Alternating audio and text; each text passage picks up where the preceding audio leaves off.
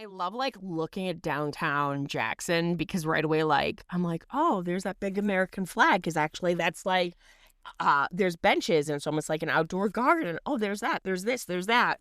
Like the upside down tours, like that's the pawn shop. So right away I was like pointing everything out. But Landslide, I know. Fleetwood Mac and Stevie Nicks That was a will always choice. hit. Yeah, that hit really. I love that song. Like, you asked me for like 10 songs to like represent myself like the other night. Landslide made it. And I put Landslide on there. Like, I've always loved that song, and I feel like I resonate with that song so much. Like, and I did as a child, and now it like means I was like thinking the movie more. Jack Frost when the son is like making the snowman. Oh, yeah. Which ends up being Michael Keaton. That plays. Okay. And I just remember like my mom tearing up, and I didn't get it at the time. Now in my late 30s, I'm like, oh, I get it. Yeah. That song hits. Yeah. But then like at first, I know a lot of people criticize the whole like Robin Buckley, you know, kind of like being the narrator, summing things up. This time, I think it worked. Yeah, and I mean, it was a nice callback to the beginning, too, because it's like how we started the show and then how we ended it. So, and I loved her reference of saying, you know, a raspy Deborah Winger, who was in a bunch of 80 movies, Term of Endearment, Officer and Gentleman, who has kind of her same voice. And I loved her kind of like summing up, like, as soon as it showed baseball coach Steve, I know all of us went, yeah, I'm so glad that was never leaked, because I feel like that had so much potential, and there were some epilogue things leaked. Yeah, which pissed me off. That had a lot of potential to be leaked with how they filmed it, with all those kids and everything, and I'm glad that it wasn't, because it was beautiful. It was such a cool thing to see. And I loved her saying, like, there's no more, like, you know, huge holes in the ground now. The military's gone, which I guess they just packed up and left. They're see like, ya. Okay. See, I wouldn't want to be a. And I really liked, you know, her using the whistle, which fucking tickled me pink. And then she mentioned Indiana Jones. The Last Crusade, best one in the trilogy. Yeah, it's really good. Would you agree? Yeah, it's my favorite too. But it's 89. They skipped over the most memorable year, but that's whatever. Yeah, well, no, it's because they needed my year and your year. That's all they needed. I'm 88. Oh, I forgot. Oh, my. 88, love. She's old. I forgot. You know. They skipped over your year. You skipped right over my year, you bitch. But I did love seeing Max, like, skateboard again. I was like, that was awesome. Yeah. And she looked really she looked really good. It looked like she was in like a neighborhood. So who knows? Maybe her and her, we don't know what happened with her mom, but maybe they moved out of the trailer park. Like she just looked so much. Her and Caleb were sexy. Girl, him grabbing her by the waist, those two have chemistry. So I did love the Pixies. Here Comes Your Man. Right away, I'm like, what the fuck is Erica doing? She vacuuming, but the graduation scene, I had heard originally, which I love that this didn't get leaked, that the actress who plays Claudia Henderson, Dustin's mom, wasn't coming back. I did too. So when we saw her, I was so excited. So excited. And just her crying. It was just so, so cute. I right away, like, my heart swelled because I was like, this is hitting all the right points as hardcore fans. Yeah. I loved that Hop is living in the cabin with Joyce and, you know, Jonathan with his big ass fucking camera. And right away, you know, Hop's just over his bullshit. And I loved the scene, even though it did get leaked. It got leaked. Of Hop sitting with Mike next to the memorial, which I wish they would have shown the memorial better. Because like I said, it has different names on. I didn't clock Elle's name, and I don't know if they would have been able to, but I did see Eddie's name. But I just loved, it was almost like the perfect way for him to describe like grief. Like you have two choices. Like you can blame yourself and you can be miserable and shut people out, or you can basically live for the person that lost. And, you know, just seeing Hop back in his uniform, which I love that they were just like, he's chief again. Like, we're not even going to explain how everybody thought he was dead. Months. You know, that was 18 months though. But I just loved him having almost, because, you know, obviously we think back to season 3 of him being like, you want to see crazy. So I loved them sharing this moment. They're both grieving Al. Yeah. But I loved him giving him this like advice, because Ted Wheeler ain't giving it, and both know what this feels like. So I kind of liked him going, no, you should do this for her. So I thought that was very touching. The phone call was cool too, because it was a callback to Joyce calling Karen and asking if she knew where Will was in the very first episode. And it was like Karen calling Joyce and saying that she couldn't find Mike. Like, that was a cool little parallel. Yeah, that was great. And I loved that. Probably my first favorite scene was the graduation. It was just very like full circle. It's 89. These kids are no longer kids now. They're teenagers on the cusp of adulthood. They're graduating. I loved seeing in the audience, first of all, Steve with those like glasses. Woo! 10 out of 10. And he's sitting with Robin. I loved like just how proud Mr. Clark, Claudia, Steve were about Dustin and him having, his speech. But of course we see the Wheelers, and Karen gets almost like that final moment with her son, saying how proud she is of him, that he did show up. And then, of course, Dustin's speech. Yeah. Well, and also I think it was cool, one, to see like Derek was there with Holly, and people were like, where's Derek's parents? But like, they're still tied up in the barn. Derek's parents didn't have a reason to be at that graduation. None of their children were graduating, like, because Tina's younger. So it's like Derek was there as like Holly's friend and like a friend of the kids that were graduating. He wasn't like, he didn't need to be there with his parents. I love that he's part of the group though. That was very heartwarming. And it was cool to see Murray was sitting with Dr. Clark. So Dr. he was Clark, there. Mr. Clark. You did it. We made him a doctor. He got his Ed doctorate like in this time frame, like in between these 18 months. Hell yeah, he did. So, but then I'm like died. There was a couple things I saw was it Amy Paris who sent me that video, because I think everybody was a little surprised that the robes weren't green. And they said that was kind of just like a choice because it was outside on the football field, like the grass is green, washed out. Yeah. Which my graduation was outside on the football field like that. Like, I don't know Mine about too. you. Okay, yeah.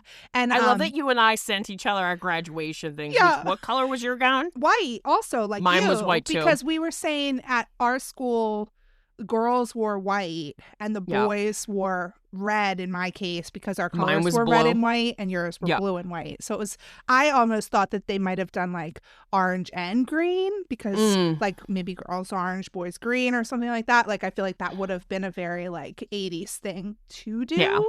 But they also, I saw somebody point this out, and I noticed it too.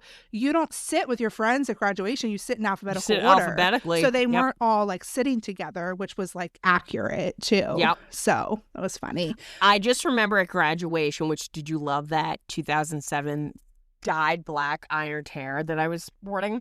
I just remember they gave all the girls roses. I think we might have gotten roses too. For some weird reason, I went, no, thank you. And Billy was like ahead of me, and he looked down the line and started heckling me because I went, no, thank you. Wait, did you graduate from high school with Billy? From graduation, yeah.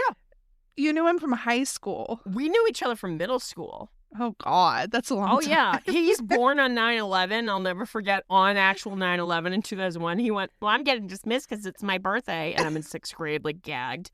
Oh, yeah. So Billy's been a big part of my life. But, yeah, I just really like the graduation speech. Him, first of all, when he references D&D, and Lucas and Will are the only ones going, woo! And you just hear Hop go, Jesus Christ. I died at that. But him making this speech was so good, and him kind of explaining how this school has been wrong for so long, dividing the jocks and the freaks and the weirdos and stuff. And him, like, right away you could see Principal Higgins is getting kind of upset with where the speech is going, and him going like, look how ridiculous we look, and then him finally just ripping open the shirt. And I think that's what kind of, like, first of all, Lucas right away going like, ooh, but him right away showing the Hellfire Live shirt. And just the music that played and everyone's reaction. I loved how proud Mr. Clark, Claudia, and Steve were, just losing it in the audience. And Dr. everyone Clark. just sharing Dr. Clark. And the Hellfire Lives thing, it was a proper send-off. And, of course, Higgins trying to, like, fight him for the microphone. And, of course, Erica with the confetti. But, Dustin just screaming, like, because it is our year. And he grabs his diploma and he flips him the bird. Yep, it was perfect. Yeah, it was perfect. A perfect send-off. If we couldn't get Eddie physically on the screen, that was the way to go. It was perfect. Also, did you like your namesake coming back? Oh. Stacy. Girl, when she sauntered up, I looked at Steph and I went, this bitch. And I thought, like, Dustin was going to be really, like, you know, cunty to her, but instead he was kind of like smitten and like, yeah, he was like, ooh, and he actually like was like playing it pretty cool, even though like he was like making film references that she obviously didn't understand, and it was kind of funny to like see her like trying to like act like catch up with it. She understood, and she was cool. I loved that they brought that actress back again. Just much like how in a second we'll be talking about they got the same waiter to come back from Enzo's. That stuff we're in a spot out, of course. And but I just really love that. People I guess he broke up with Susie if he was like all ready to like. I would assume that in those first 18 months, Dustin was not in a good space, so clearly wouldn't be able to handle a long-term relationship. It was sad that we never got to see Susie again, but she was a big reason why they were able to help the way they were able to help in season 4. So definitely, like I said, there were different things that I kind of wish they would have done, but I think there was only so much time. So I did like them getting invited to the party, but then Mike's like, no, I have a better idea. But then you and I kind of felt very similar. The rooftop scene. Yeah, so I wasn't a huge fan. No.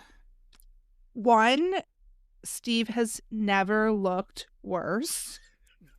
You know, he looked hot in the audience with the Ray-Bans. Yeah. But then hot the ILF.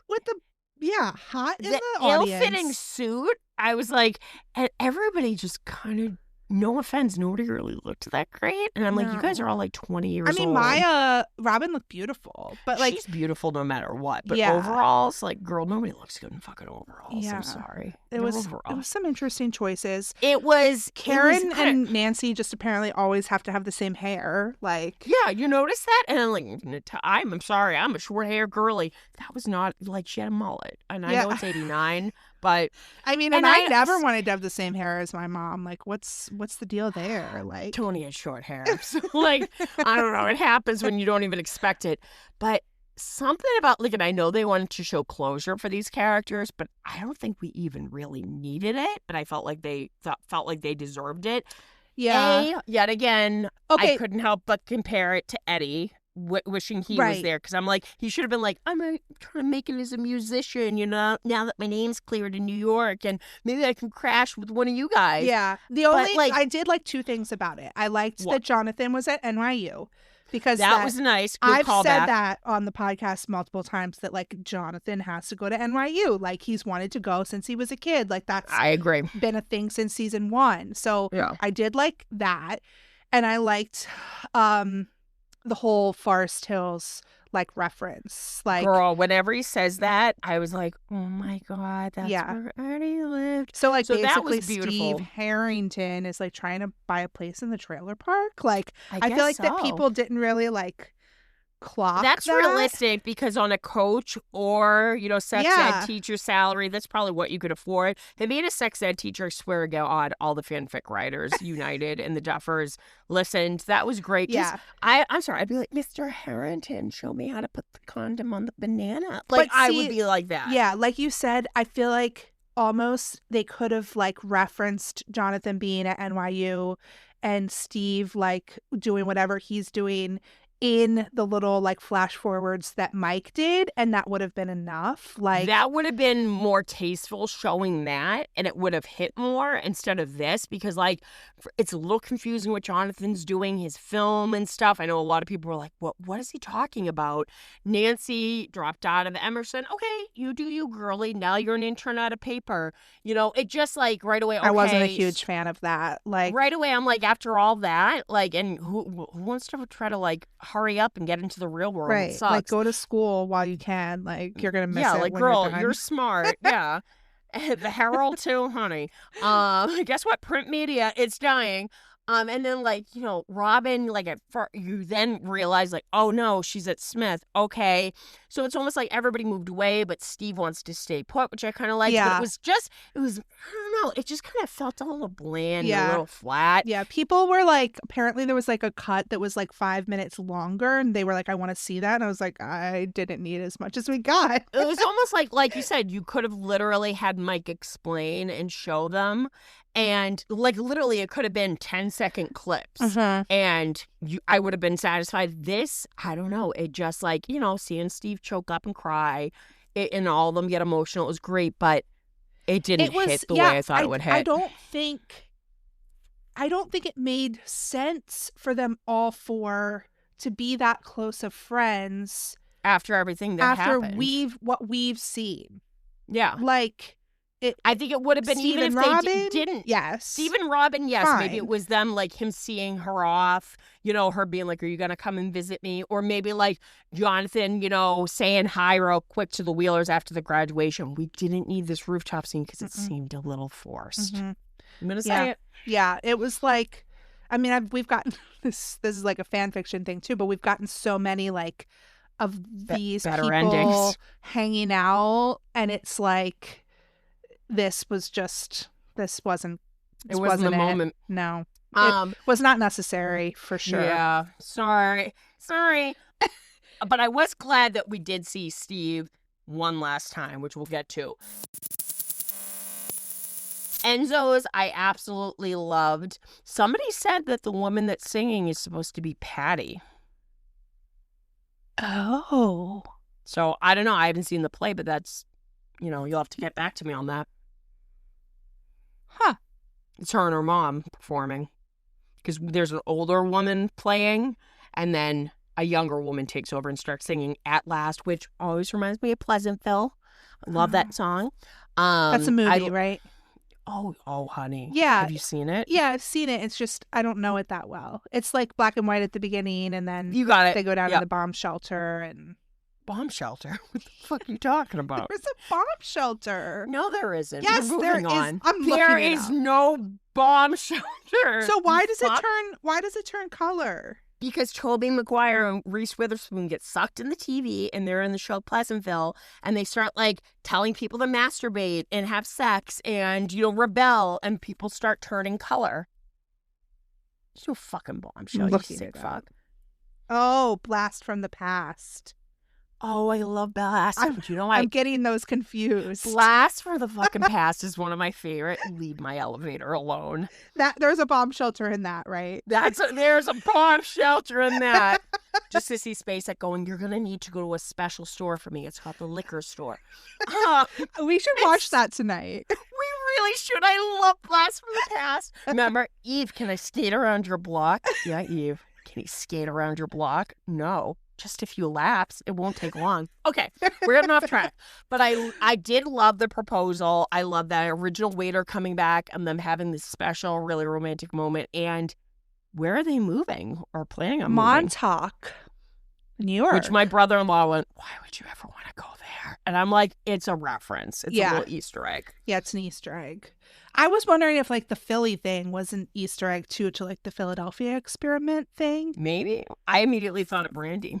Yeah. So I was like, but I do, and Kelly, like, right away, I'm like, they know about you guys. But, like, I know, like, us millennials and apparently Gen X, we know, like, realistically, even after everything they've been through, they're probably not going to meet up, which is such a bummer, but it's a part of growing up. Yeah, people like arguing with me because I posted that a couple times because I definitely felt like that. Like, I literally just had lunch with two of my high school friends, one of which I have literally not seen in 20 years since we graduated. Like, and I mean, it's like I've maybe seen my one friend from high school, like, once a year, maybe. Like, it happens, dude. It happens. And like, you have the best intentions. Like, I was talking about it with my friend Nate, who I went to college with, and he was like, I really only talked to you and Jeanette. And he's like, some people that I was super close with. And I'm like, it happens, though. The distance, kids, marriage, jobs.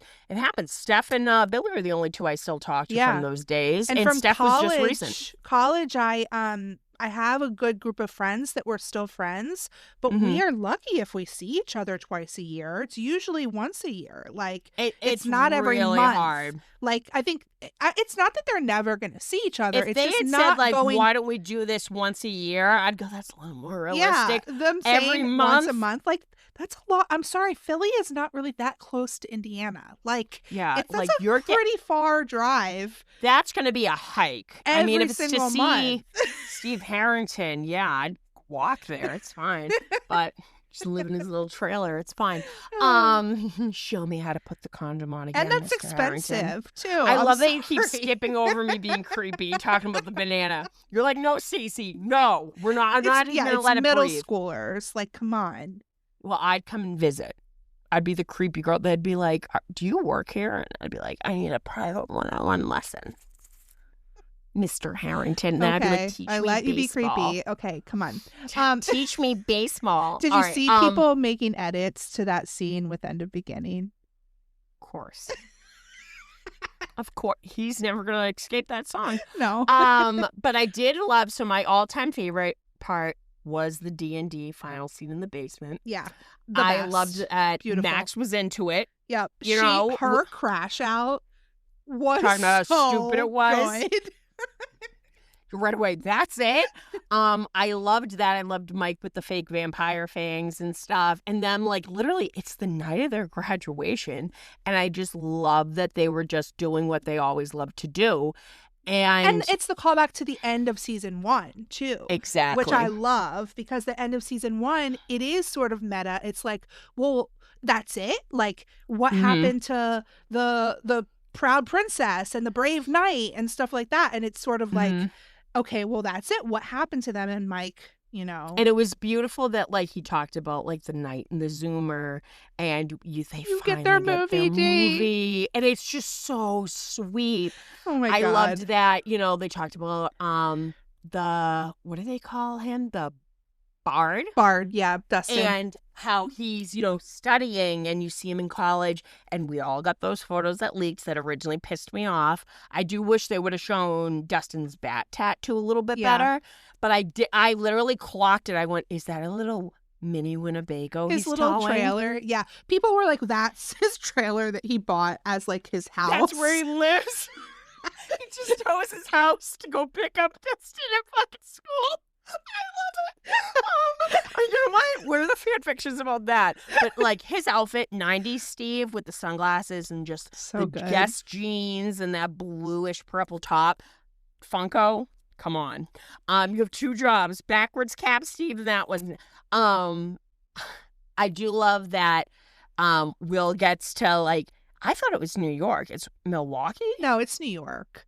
Oh, that's because of all those stupid fucking Dahmer memes. Somebody said that they thought Mike said Milwaukee, but it's like some fantasy land that he says. And it's New York, because they talk about, Hopper and Joyce talk about how if they move to New York, they'll be close to the boys. Yeah. So I did love 90s baby gay Will with his little earring and stuff getting out there. And then I really loved that it showed Mike being a writer, being the storyteller, telling stories, Yeah, did you love the memes about it being like a Stephen King origin story? I was like, this makes sense. Him with the glasses. But then him talking about the real story of the mage. Also, hold on, Will's painting that he made was hanging in Mike's, like, dorm room or whatever. Was it? Mm-hmm. Finally, we got the fucking painting. I know. Like, it was sweet. We El commissioned me. Because that was definitely a dorm room, right? Like, Mike was at college. Yeah. Like, that was a dorm room bed. That was, right away I looked at that bed. I'm like, you're at college, yeah. With his typewriter. Because you see earlier in the graduation with the speaker, something clicks with him, and you're like, uh-oh. So he kind of tells this elaborate story about, how clever she was and how her and Kali, had this plan after Kali had a change of heart, and she was far enough away from the speakers that she was able to cast the spell of invisibility. And I feel like it's up to interpretation 100%, and that's what the Duffer Brothers said. It's up to you to believe. I think she did die, And I think that this is almost yet again a story of how you cope with grief. And I think to Mike, he wants, as the storyteller, to believe that she got the fairy tale ending she always deserved. And that's how her boyfriend and her friends are going to cope with her loss and her not being there, is this fairy tale that came to life, this very elaborate, far-fetched story that, yes, could very much be true, depending on what you want to believe, and that she finally got to live in peace away from everybody. That was the cost of it, in a beautiful place with 2 waterfalls. There's 3 waterfalls. Keep saying that, sister. Keep saying watch the scene. Oh, I've watched the scene. I've watched it on the big screen. As the scene is starting, that looks like a river. That's not a river. It's a smaller waterfall. It's coming down a cliff. Guys, you heard it here first. Remember, she's going to continue to gaslight me into thinking that there's only versus no sunroof. Remember who was right in this situation. Okay, well, you know what? The car's in the abyss now, so we have to approve. 3 waterfalls versus 2 waterfalls. We're TLC. We're chasing waterfalls, but it was just really beautiful. Like, maybe this is the image that they have in their head. Maybe it's really for real, you know? Like, I told some people, I said, it's up to interpretation. Technically, she's shown alive. I think she's alive. I'll tell you that the second time I watched it, I need to rewatch it from, like, the beginning with Kali, because they're leading you to believe that they want to die. But she then does. When Hopper runs out, they do have a few moments alone. Right. You don't see her technically die. She doesn't say die. She says vanish. Yeah. And I think that Elle, being the whole, like, you have to trust me. Like, yeah. I'm sorry, but, like, you have to trust me that I'm going to kill myself? Like, yeah, like that, bitch. It actually reads a lot. It makes a lot more sense if you watch it with the sense that she's got this plan where she's going to disappear, but she's not going to die. Like, she has to give up her friends, unfortunately, because when she was little and she disappeared, she was just a child. She didn't know any better. She didn't know to leave, so she stayed in the woods trying to survive. Thankfully, Hop came along, but she knew there would be no peace. Yeah. So if her and Kali did have that exchange, and I think Kali was always planning to die.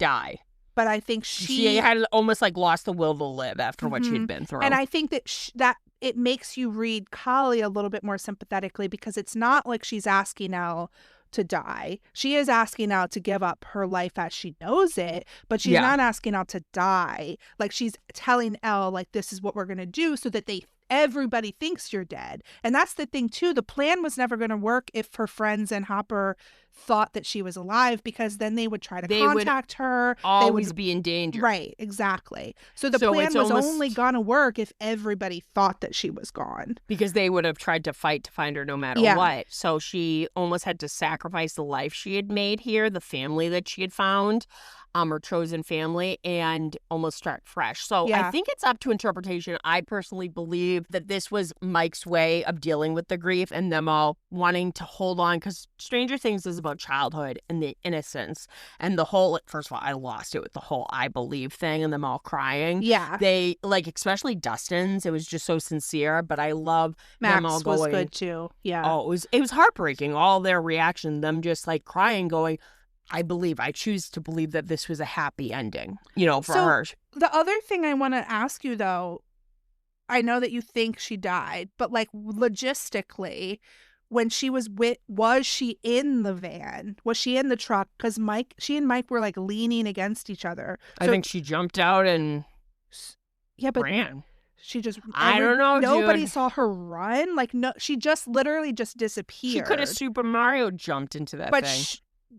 She didn't have her powers because the suppression things were going. Listen, she was training with her Gatorade. She could have ran really fast. I think that that's where, like, it does make sense, because literally she just suddenly was invisible. I feel like any theory, they wanted to lean more towards the hopeful side of things. Yeah. So that's why the speaker thing, the kryptonite being activated, they wanted to add that in, especially Mike noticing that.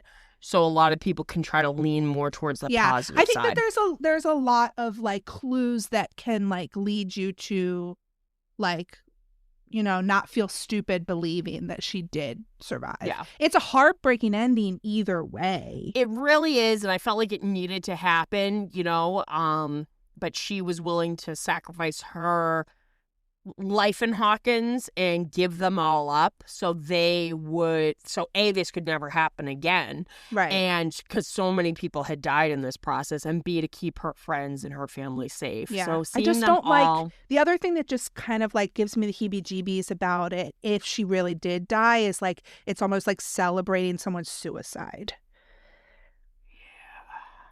But you know what? There's this beautiful, speaking of the dead zone, there's, you would actually really like this movie, even though it's depressing. This guy who now has the gift of second sight, he shook a politician's hand, played by Martin Sheen, and he literally sees, and, this kind of comes into play with politics, that this guy will eventually become president and he's going to literally start nuclear war. And it's just by shaking his hand at one of those politician rallies. So he sits down with his Jewish doctor and he tells him, he goes, if you had the chance to go back in time, would you kill Hitler? And you see right away the doctor's like, well, I've always believed in, curing people, avoiding suffering. So yeah, I'd kill the bastard.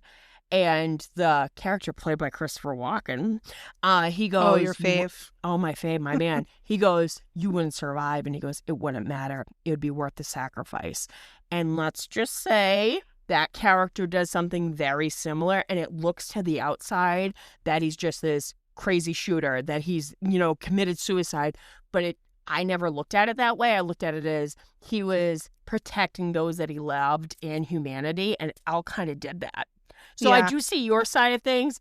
And I think it's beautiful that it's left up to interpretation, because it's like, exactly, literally, like, if you're a child, like, there's kids that watch this, so their parents can let them believe that she did survive, because I don't think kids should be watching a show where we're celebrating that this girl decided to die.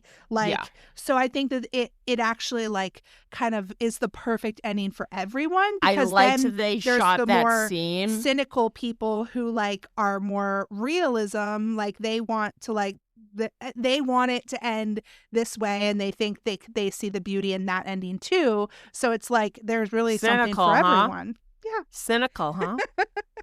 I'm gonna text you dildos again. But yeah, I like that. About you in particular. I'm talking about the people who were like mad that nobody died, type of situation. I gotta be honest. I'm glad it ended the way it did. Like, of course, there's going to be plot points. Of course, this whole season, I was like, what the fuck is going on? It was a hard act to follow with season 4. There was a lot of time, but there was a short period of time that they cram everything in. And I think the Duffers did the absolute best they could with these characters and gave them the proper send-off. And like we said, I'm a big person on interpretation, leaving it open-ended. And I think that it gave a sense of hope, even for the characters left behind that would be grieving Al, that they want to believe that she is in this almost she's out there perfect somewhere world. Yeah, she's out there and she's happy, and if she did live, she had to give up her family, but she's finally free. She's not going to be hunted anymore. Exactly. She finally found peace. So I think it was beautifully written.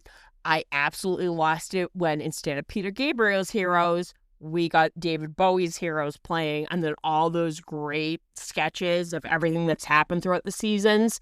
I definitely want to rewatch it. It just, like, especially that basement scene of them all saying, I believe. Oh. It was... And then the other kids coming down, like the next generation. Yes. The next generation of Holly Wheeler being the DM. That was and super I just cute. Loved it, almost passing the torch, because now they're on the cusp of adulthood, and that this is still continuing. There's this new generation kids loved it. Derek's involved. Not only is Derek playing baseball for Coach Steve, he's also friends with Holly, clearly, and they're all playing. I do love that technically the last line is girls don't fart.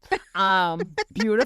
And then somebody literally went, even though we were all afraid of this, and it's yet again up to interpretation, after the credits are done with the images, it shows a DM book, and they're like, this could have all been one big campaign. It's up to you and what you believe. Yeah. It's fun. But I have to say, season 5, definitely the fucking weakest. Hot mess.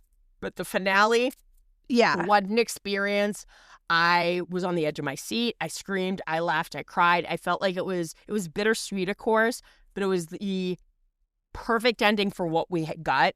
And it was a nice send-off to these characters. And like we said, not only, instead of saying they left the, the window open, they left the door open 3 inches to believe Al might still be out there, which is just such a beautiful, because I kept predicting that the ending was going to be she was going to die or sacrifice herself, and we were going to see like the lights flicker or a radio cackle or something crackle. Yeah, that gives me chills to think about. Yeah. Right. And I'm like, and that's what I would have wanted, that it's up to interpretation. It's open-ended, and she might still be out there, much like with the first season, So it was just a beautiful mirrored image. As soon as they showed the sprinkler, I went...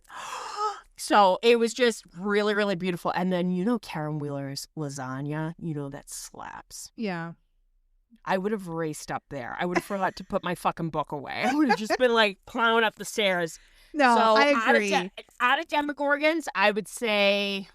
Season 5 as a whole. Season 5 as a whole, 4? 2 Demogorgons. Probably 2. 4 or 5 for me. Out of 5 or out of 10? Out of 10. Oh, out of 10? I'll give it 4 Demogorgons. Yeah. The finale 8. Added an extra Demogorgon, so I'll give it 5. I give it like an 8. You're too nice. Like the epilogue. The epilogue definitely bumped it up. Yeah. And it was just like, it's a fitting ending to the show as a whole, like we've said. Like, it's like, I don't know that there's much the epilogue needed to do that it didn't do.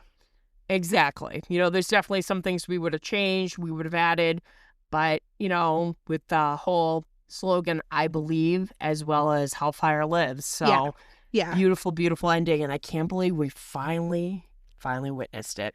Yeah, it's just crazy that this show has been going for so long. When it airs, we're going to have to start watching Tales of 85. Oh, God. I really don't want to, but I know I hate cartoons, but you know what's gonna happen. I mean, yeah, we'll watch it. We'll keep you updated on stuff like that. But like, because I guess, is there gonna be another spinoff too? We're talking about all these spinoffs. I think like the one with like Steve and Dustin, that's bullshit. Like, trust me, Joe Keery is running from this character. They're done with this. They're done. I think they're gonna do the spinoff with the cartoon, because I think a lot of it's already been done. Any other characters, I don't believe it until something's actually officially said as of right now, because I think a lot of the cast is done and have other projects lined up. So wait and see, but, everyone's kind of in the hangover and the aftermath, kind of like, going through a lot of emotions. But us at Skull Rock, just because the show ended doesn't mean we're ending. We have lots of themed episodes, some really cool guests coming down the line. We actually have a really fun episode we're going to be recording next week. Yeah, it's going to be great. I feel like even more than just like Tales of 85 or whatever this cartoon is going to be, like, we love these actors so much that I'm excited to just see what they do next. And I'm sure we'll want to talk about that on here. Like, so we'll be around. We'll be keeping you up to date. Obviously, we're going to deep dive season 5 soon, but we're going to let it settle a little bit. We're going to let it marinate for a bit. Yeah. We have to rewatch a couple times and rewatch the season or the whole show a couple times. And then we'll dive into season 5 and be able to like put all those puzzle pieces together that I'm sure will be fun. And I'm sure that we're also going to have lots of things that we complain about that weren't answered as we go through. But that's just life, man. More Thunderdomes. Get ready, guys. Oh, where's Peter's school projects? Did you Maybe see that's Tales of 85. Did you see that Tracy put that in the group chat? She went, exactly, where's Peter's school projects? And I'm like, Megan is fucking losing it right now. Which, again, where was Owens? Like, that poor man. Yeah, like, that sucks that we didn't get Owens back, because he was one of my favorite characters. Like, I love that, and, maybe it's because of timing and scheduling, but I love that at least in season 3, he got a little cameo. At the very end. Still tough to that goddamn pipe. Like, he'd be a skeleton at this point. Yeah, but we are here for you. We'll be hanging out, helping you get through your emotional, like, I don't know, hangover from this show. So stick with us, I guess. last time we forgot to do our whole little spiel at the end of our group therapy episode. Where can they find us, Megan? We hang out mostly on Instagram at Skull Rock Broadcast. I'm at Steady Stories. Stacey is at Stay Still Reviews. So you can definitely find us there. We're most places on social media. And we also have Patreon if you would like to support the show and just get some fun stuff coming down the line. Yeah, some bonus content on there as well. So yeah, check it out. And we'll talk to you next week. All right, guys. Over and out. Over and out. Season 5 is over. We didn't cry. No, I got a little glassy-eyed, but I kept it together because, man, when I cried, the snot is coming. So I want to spare you.